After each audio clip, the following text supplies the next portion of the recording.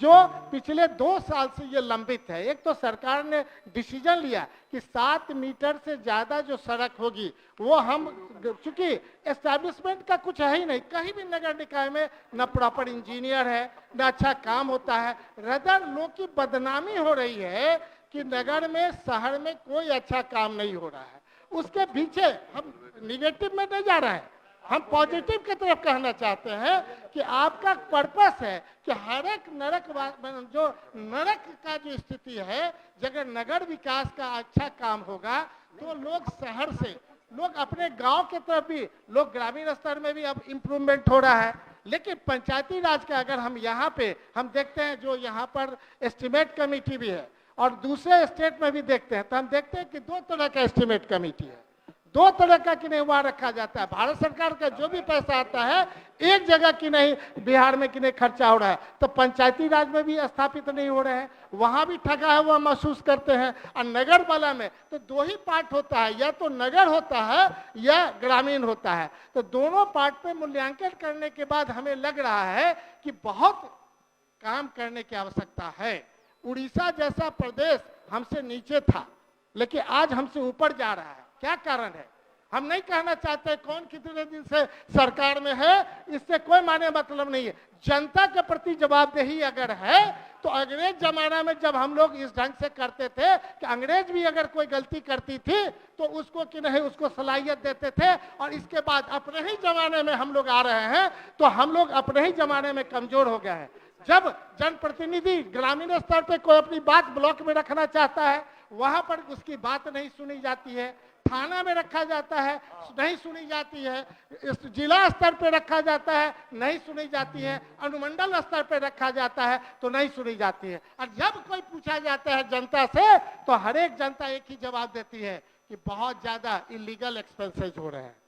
और वो हम बता रहे हैं, अरे मधुबनी के रहने वाले हैं, अंग्रेज जमाना से हम आपको थोड़े देख रहे हैं। देख के बोलिए, मेरा ही कहना है अध्यक्ष जी, ये जो बात कर रहे हैं, मधुबनी का दर्द रहता है तो टोकते नहीं, मधुबनी का बिहार का रहता तो नहीं टोकते, हम इनके समय में नहीं टोकते हैं। लेकिन जिस गुस्सा नहीं करना, मेरा ये गुस्सा नहीं करना है, शांत रहिए, गुस्सा नहीं करिए, बोलिए। मेरा ये कहना है, मेरा अपील है सरकार से, मेरा दृढ़ कि आप आगे बढ़ें और जनता के बीच जो जाने का है, जिस ढंग से अगर आने वाला टाइम में मधुबनी में लोग कहते हैं एक भी शहर में पार्क नहीं है, पार्क दिखाइए, एक भी शहर में मॉर्निंग वॉकर्स का कहीं नहीं है, एक भी पूरे बिहार में सब जगह, हमारे जिला की आबादी 50 लाख है, जो 50 लाख में एक भी अच्छा स्टेडियम नहीं है।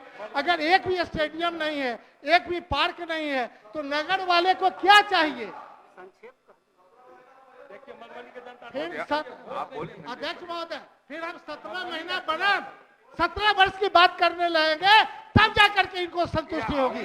और मेरा ये कहना है कि निश्चित तौर पर इसके जनता के बीच लोग गए हुए हैं, जनता के बीच तो लोग गए हैं, जनता सबसे बड़ी चीज है आपसे और मेरी। और आप मान ले, उनको हम इंगित करेंगे कि 2 से आप इतने पार्लियामेंट में गए हैं, फिर ऐसा स्थिति मत करिए कि फिर निगेटिव में आप जाइएगा, ये बात नहीं करिए। हम जनता के लिए आपके बीच खड़े हैं, अन्यथा हमको बोलने का कोई हक नहीं है, हम सच्चाई के लिए बोलते हैं। और सच्चाई में अगर हम बोलना चाहे तो ये लोग बड़े बातों को दबाना चाहते हैं, कोई नहीं दबाएगा। अगर दबाना चाहते हैं तो मैं खुला चैलेंज दूंगा, आप आइए, हम खुला चैलेंज ग्रामीण स्तर पर भी देंगे और शहर पर भी देंगे। लेकिन आपकी बात कर रहे हैं, हम अपनी बात नहीं कर रहे हैं, हम पूरे शहर की बात कर रहे हैं, पूरे बिहार की बात कर रहे हैं। और जो लड़ाई लड़ी गई पंचायती राज का, निश्चित तौर पे उस पंचायती राज में हमने माननीय उस समय भी मुख्यमंत्री जी थे, 2003 में हम लोग बिहार विधान परिषद में आए थे और उन्होंने उस समय कहा था, और जातिगत गणना की बात उस समय भी उठी थी, उन्होंने उठ करके कहा था कि हम निश्चित तौर पर जब समय आएगा तो जातिगत गणना कराएंगे। लेकिन क्या कारण है कि देश में उस समय जातिगत गणना हुई थी, उस समय कौन प्रधानमंत्री थे जो उस जातिगत गणना को दबा के रखे? क्यों दबा के रखे? ये बात जानने की आवश्यकता है। और आज भी है, हम सिर्फ चाहते हैं। अगर ये पता चल गया कि जातिगत गणना में कितने लोग गरीब हैं, तो सरकार का दायित्व बनता है उस गरीबी रेखा से लोग को उठाने का। किसानों की ये जो उनका जो लागत है, लागत 3,00,000 से कम नहीं है माने महोदय, 3,000 प्रति क्विंटल है। 2183 का धान 2022 तक ही माने सरकार जो है, केंद्र सरकार किसानों की आमदनी बढ़ा रही थी, मोदी जी की डबल कर देंगे, दोगुना। अगर किसान आधे दाम पर धान बेचेंगे और दोगुना दाम पर खाद खरीदेंगे तो उनकी आमदनी कैसे बढ़ेगी।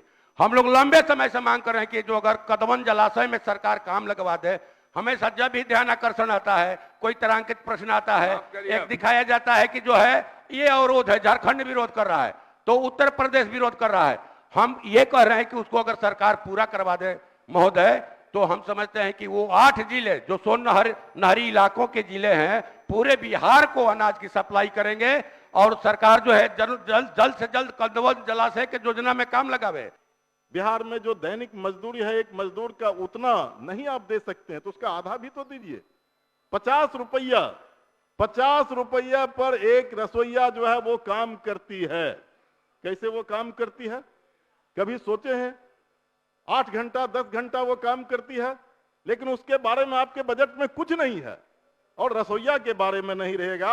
आशा जो है, जिसके बारे में हमारे कई साथियों ने उठाया, पहले भी रखा है, सरकार ने उस पर आश्वासन दिया था कि हम इसको बढ़ाएंगे, उसको लागू तो कर दीजिए। कुरियर उसी के साथ है, रात्रि प्रहरी है, ममता है, स्कीम वर्कर है, इन सारे चीजों को आपको नजर में रखना चाहिए। अंत में मैं आपसे एक अपील करना चाहता हूं और खास करके सरकार से, दलित प्रेम की बात बहुत कर रहे हैं आप लोग, और अगर दलित प्रेम आपके अंदर है तो दलित बस्ती को जो संपर्क पथ से जोड़ने का जो सवाल है, आप किससे पूछ रहे हैं? आपका सीओ है, आपका मुलाजिम है, आपका कर्मचारी है, आप एक सर्वे उसके माध्यम से लीजिए और एक स्टैंडिंग ऑर्डर निकाल करके सभी दलित बस्ती को संपर्क पथ से जोड़ दीजिए, तब दलित प्रेम की बात होगी, वरना दलित प्रेम की कोई बात जो है ये धोखा होगा। मैं इन्हीं शब्दों के साथ जो मैं सजेशन दिया, मैं उम्मीद करता हूं कि सरकार जरूर इस पर कोई निर्णय लेगी।